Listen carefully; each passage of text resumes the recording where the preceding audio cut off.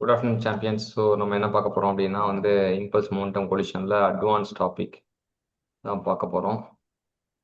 Already some of the questions நம்ம பார்த்துட்டு இருந்தோம்.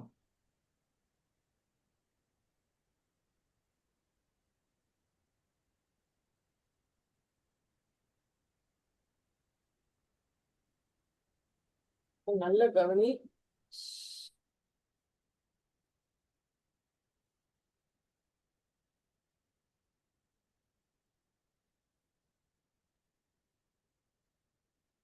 ஸோ அடுத்தது ப்ராப்ளம் 5 பார்க்கலாம்.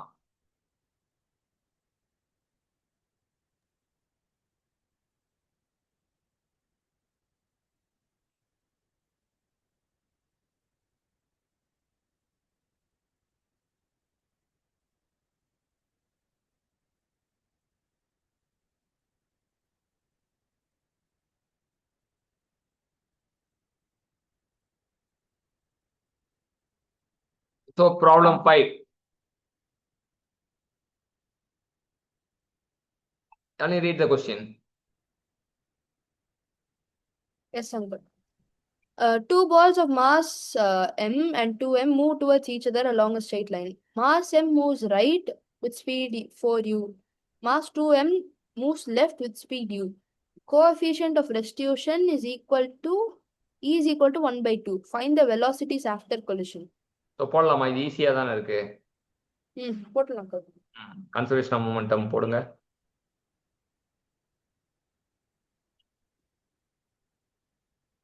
அதிபா நீங்களும் அப்படியே சால்வ் பண்ண ஆரம்பிங்க.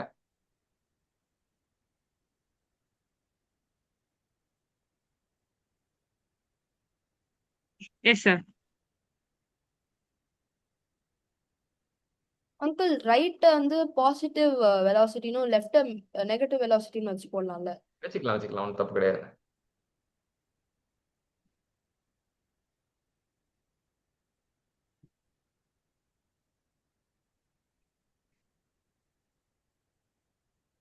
அங்கிள் எனக்கு டவுட். ம்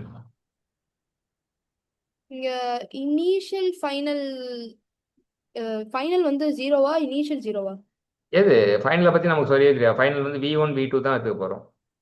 ஓ அப்படியா? Okay.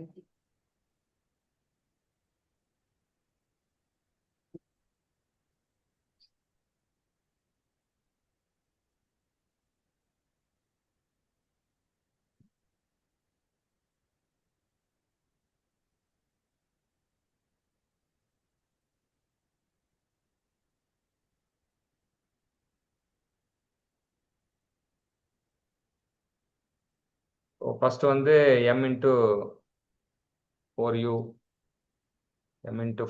Plus minus 2m into u, அதான் வந்து இனிஷியல் மொமெண்டம்மு. அப்போ 2m uncle 6u is equal to v1 plus 2v2.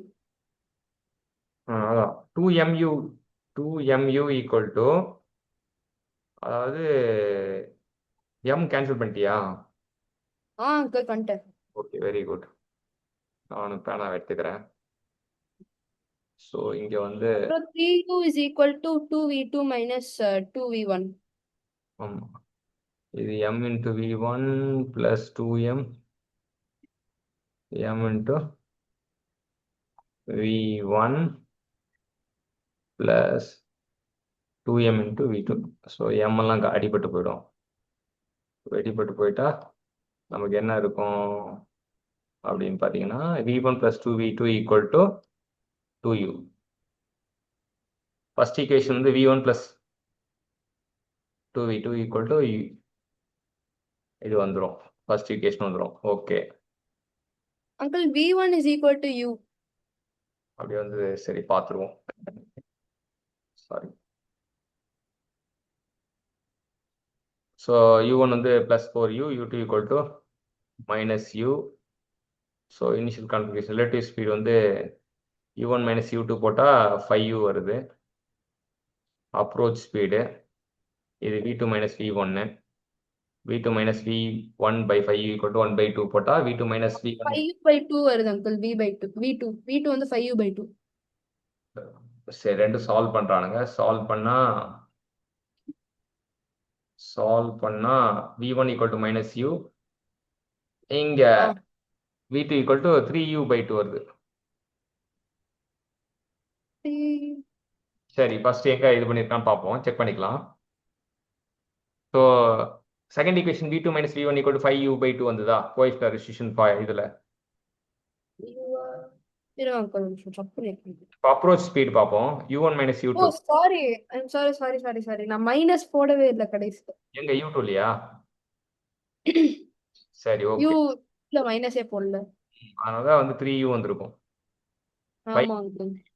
So இப்போ அப்ரோச் ஸ்பீட் வந்து இப்போ நம்ம பார்ப்போம், ஒன் பை ஒன்னாக பார்ப்போம், டிஸ்கஸ் பண்ணுவோம்.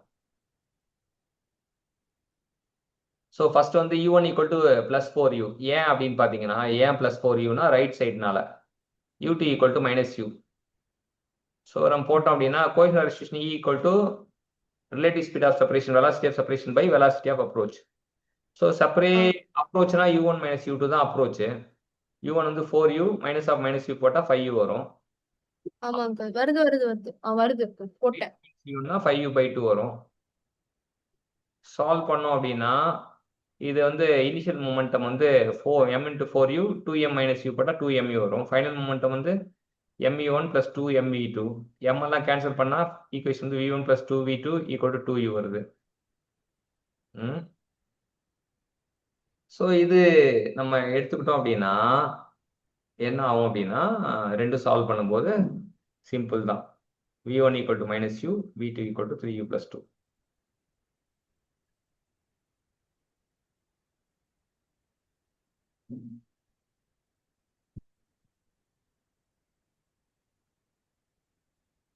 uncle வந்துருச்சு. Okay, fine, super.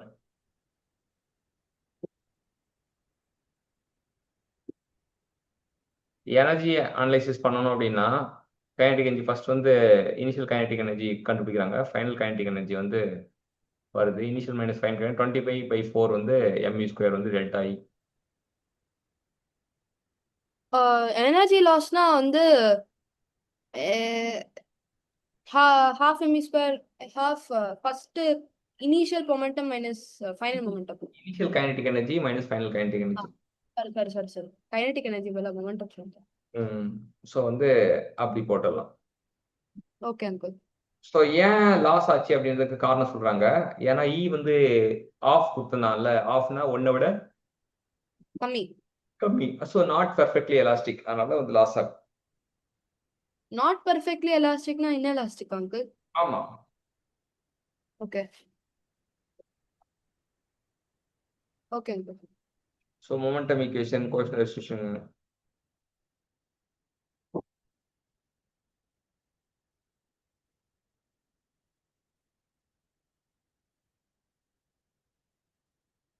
ஸோ இங்க என்ன கவனிக்க சொல்றோம் அப்படின்னா, லைட்டர் பார்ட்டிகல் வந்து ஃபாஸ்டா வருது, ஹெவியர் பார்ட்டிகல் வந்து ஸ்லோவா வருது.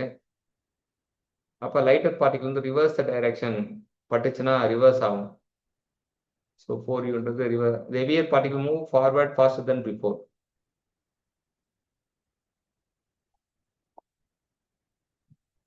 இது எப்ப நடக்கும்னா, lighter object collides with the heavier one and collision is not perfectly elastic.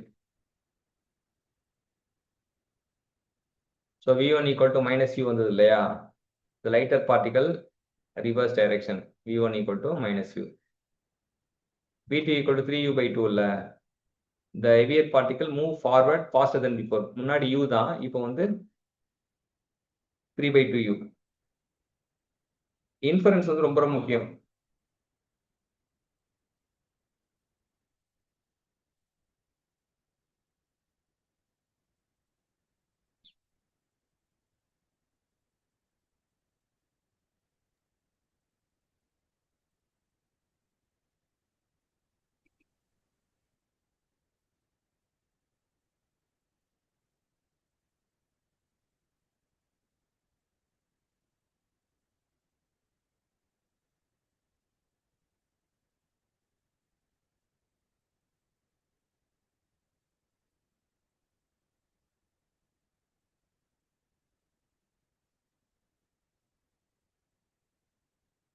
என்ன சொல்றான் கேள்வி?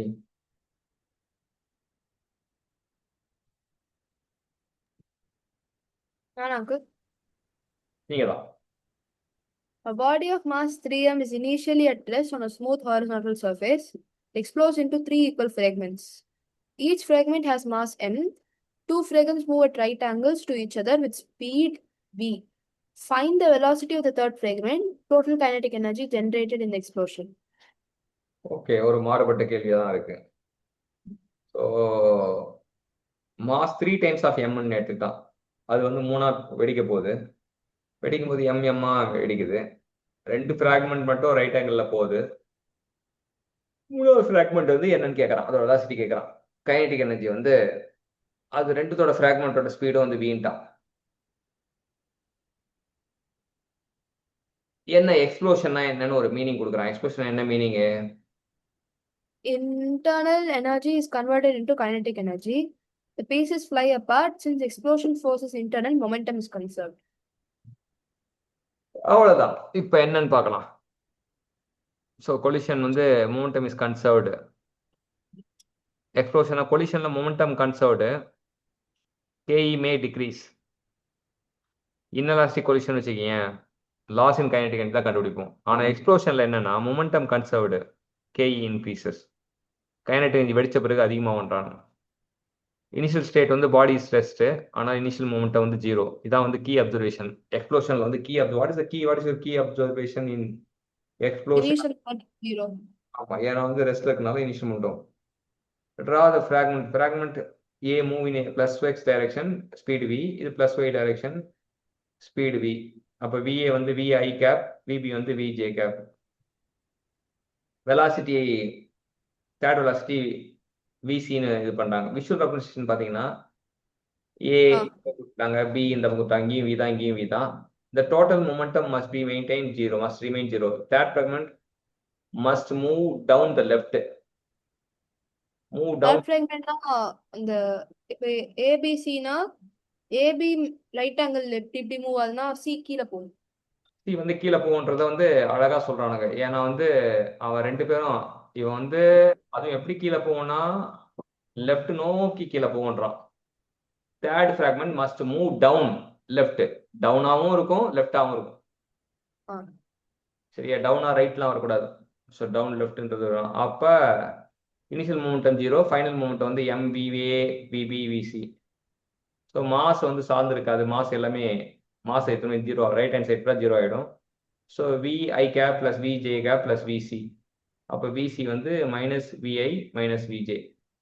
This is the velocity vector of the third fragment. Okay. Find the speed of the third fragment. Speed கண்டுபிடிக்கணும்னா வந்து ரெண்டுத்தையும் modulus செட்டாக வந்துடும். -v whole square minus v square. அப்போ v root 2. அப்போ root 2 times of v அப்படின்னு தெரிஞ்சுக்கலாம். Okay. So எங்க லொகேஷன்னா it moves 45 degree to the third quadrant. அப்படின்னு எடுத்துக்கலாம். KEA வந்து half mv square, KEB வந்து half mv square. KEC வந்து half m v root 2 கண்டுபிடிச்சோம். அப்போ 2v square, அப்போ வெறும் mv square வரும். 3 கூட்டினீங்கன்னா it is equal to 2mv square. KE total வந்து 2mv square. So velocity of third fragment வந்து வெக்டாரில் சொன்னால் இந்த மாதிரி வரும், மாடுலஸில் சொன்னால் root 2v வரும். கைனடிக் எனர்ஜி டோட்டல் வந்து 2mv ஸ்கொயர். புரிஞ்சுதா? புரிஞ்சுது அங்கிள். ஸோ எக்ஸ் இந்த பக்கம் 2 காம்பனண்ட்னா இதுவும் வி இதுவும் வினா இது வந்து root 2v. ஏன்னா 2 ஸ்கொயர் பண்ணி ரூட் எடுத்தனா root 2v வந்துடும்.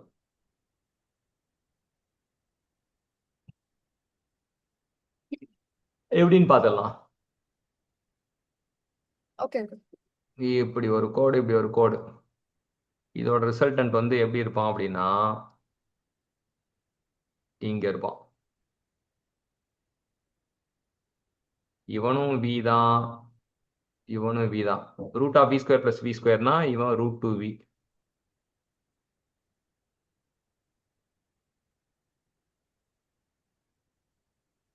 ஸோ இவனோட நம்ம கண்டுபிடிக்க வேண்டிய ஆள் எங்க இருக்கானா இங்க இருப்பான்.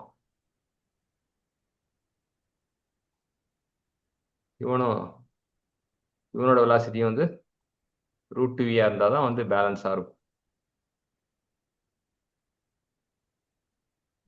இது டயக்ராம்லேயே கண்டுபிடிச்சிடலாம். இப்போ ஐஐடி ஜேஇல கேட்டா வச்சுக்க இவ்வளோ சால்வ்லாம் பண்ண தேவையில்ல. இவன் வியா, இவன் ரூட் டூ வி, அப்போ அவனுக்கு ஆப்போசிட்ல ரூட் டூ வின்னு கண்டுபிடிச்சிடலாம். புரியுதா? சால்வே பண்ணாம கண்டுபிடிச்சலான்ற. இந்த கொஸ்டின் தானே? ம் 3 பீஸா போகும்போது 2 பேர் ரைட் ஆங்கிள் இருந்தானா அவனும் ரூட் டூ வி.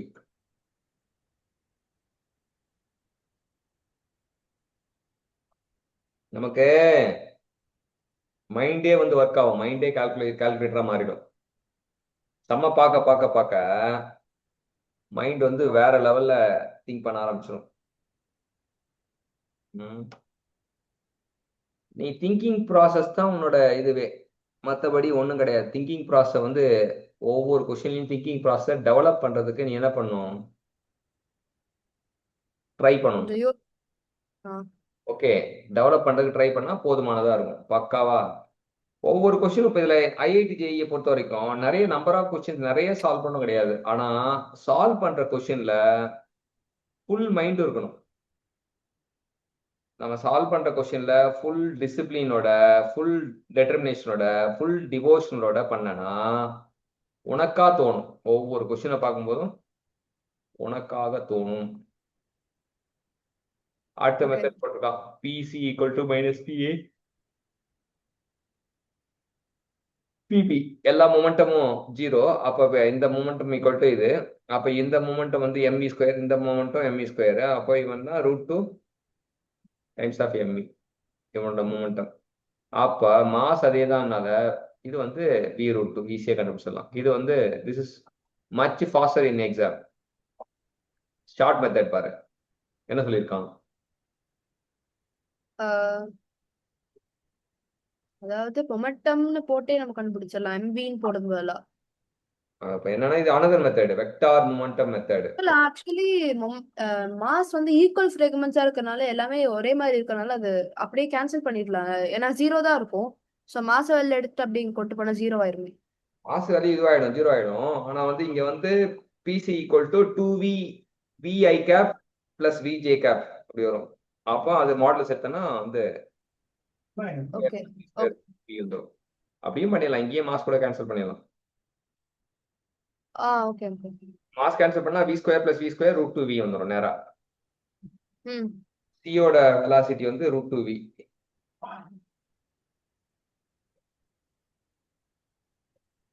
அடுத்தது இன்சைட் போடுறான்.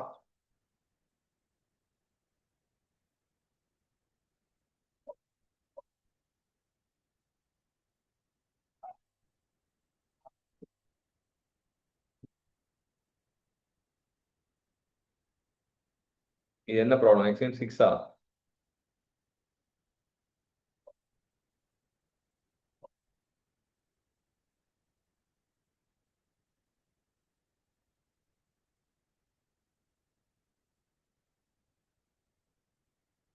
ஆமா, சிக்ஸ் தான். அடுத்தது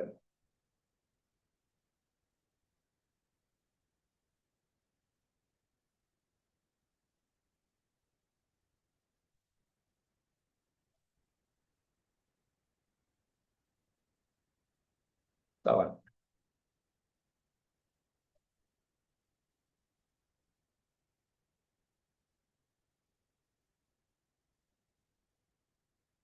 இங்க செவன் மாற்றனா ப்ராப்ளம் 7. ஓகே. என்ன சொல்றான் கேள்வி? A ball moves with velocity u towards a wall. A wall is moving towards a ball with velocity v. Coefficient of restitution between the ball and the wall is e. Find the velocity of the ball after collision. என்ன வால் move ஆகுதுன்றான். வால் எப்படி பாலுக்கு பக்கத்துல போகும்? ஆனா move ஆகிற வாலா எடுத்துக்கிறான்.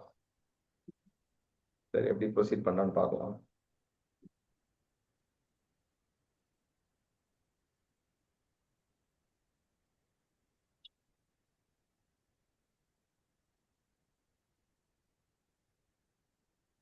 So beginner understand this. Ball moves to the right with the speed u. Wall moves with the speed v. When a collision involves a moving ball, இது வந்து moving ball problem. Super. It is often easier to analyze the motion related to the wall. So wall வந்து reference frame வச்சு சொல்றான். Moving ball இருந்தாலுமே wall reference frame வைக்க சொல்றான். So ball velocity plus u, wall velocity minus v and opposite direction நால relative speed of approach வந்து u of minus v போட்டா u plus v.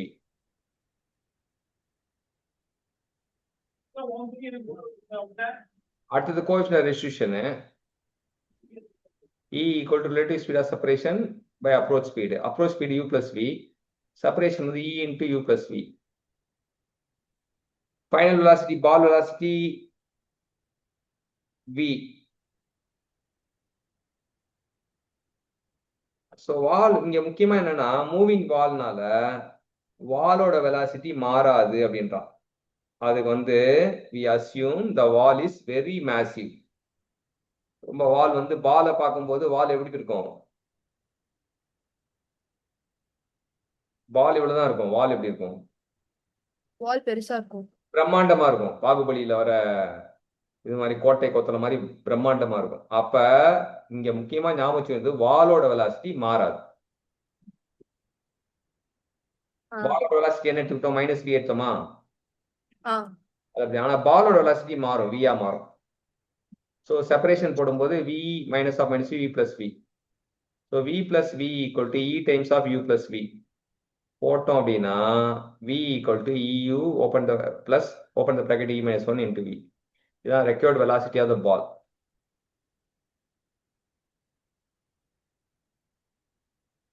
புரிஞ்சுதா? புரியல. வருவோம் மறுபடியும் ரீகேப். இதுல என்ன அப்படின்னா என்ன சொல்றானுங்க?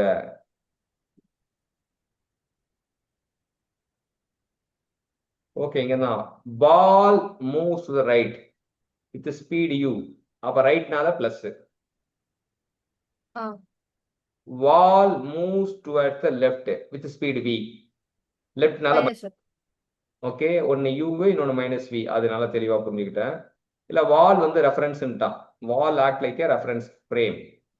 பெருசா. So u, ball velocity u, wall velocity minus v. Okay. Okay. Relate approach velocity, relative speed of the approach வந்து u minus of minus v, u plus v. But coefficient restriction formula என்னன்னா velocity of separation by velocity of approach. ஆமா. அப்ப velocity of separation equal to e times of u plus v. இது ஒரு மெத்தட்ல velocity of separation கண்டுபிடிச்சிருக்கோம். இன்னொரு மெத்தட்ல velocity of separation கண்டுபிடிக்க போறோம். அங்கதான் கதை புரிஞ்சுக்கணும்.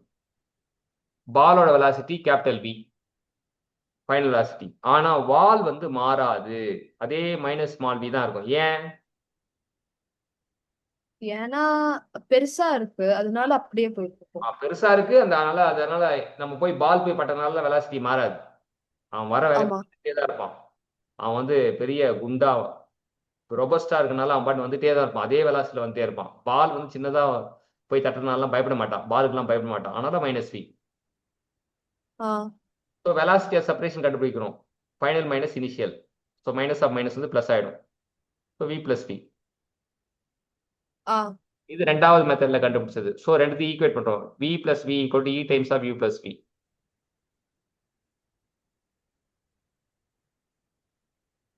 இது செகண்ட் மெத்தட்ல கண்டுபிடிச்சது, அது ஃபர்ஸ்ட் மெத்தட்ல கண்டுபிடிச்சது. ஓகேவா?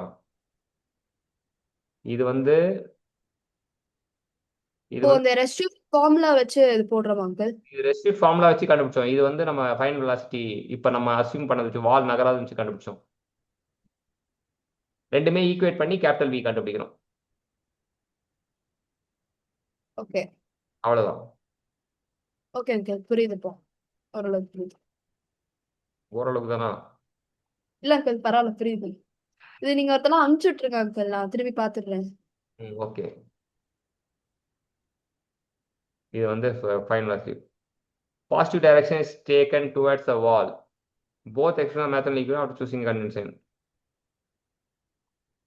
ஓகே, Physical meaning வந்து the ball rebound speed depends on its incoming speed, wall speed and coefficient. மூணு சார்ந்திருக்குன்றாங்க. Incoming speed, wall speed and coefficient.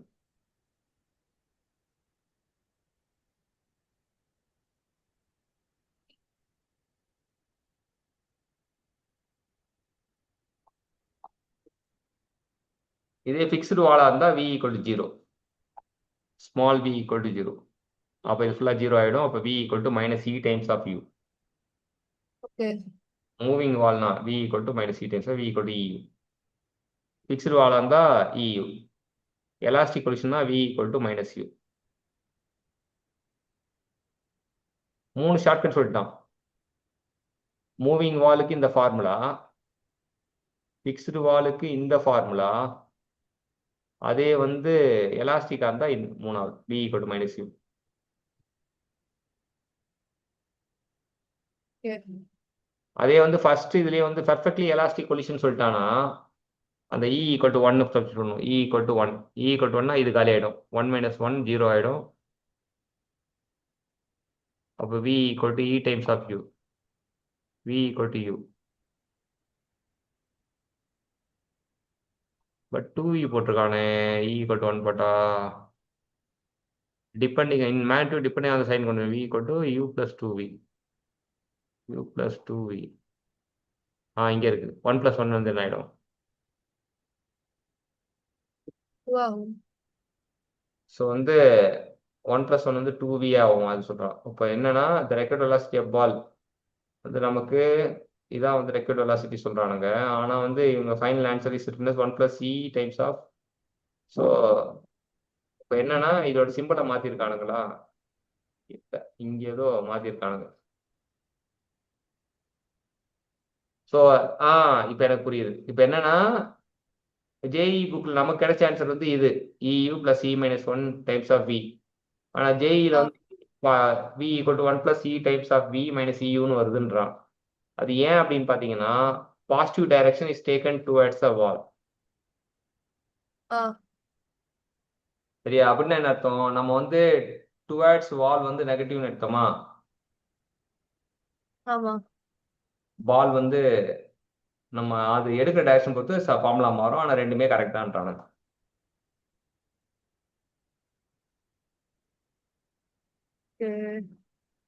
So இதெல்லாம் வந்து ஷார்ட்கட் சொல்றான்ல, இவங்கிட்ட என்ன பிடிச்சிருக்குன்னா இந்த ஷார்ட்கட் சொல்றான் இல்லையா, அந்த ஷார்ட்கட் வந்து நமக்கு எக்ஸாம்ல வந்து ஒரு நிறைய நேரத்தை சேவ் பண்ணும்.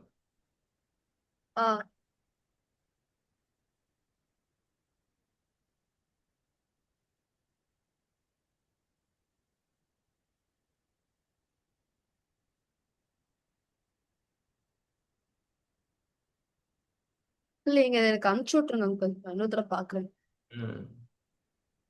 இருங்க சேவ் பண்ணிக்கிறேன் நான்.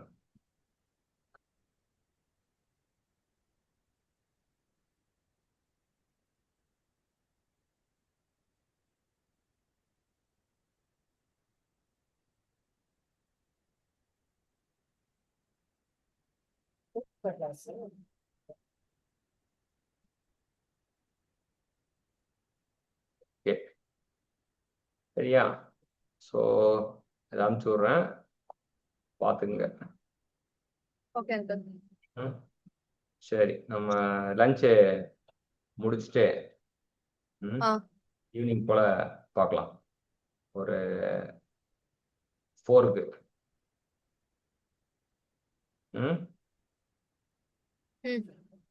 ஓகே சரிம்மா, தேங்க்யூ. Thank you uncle.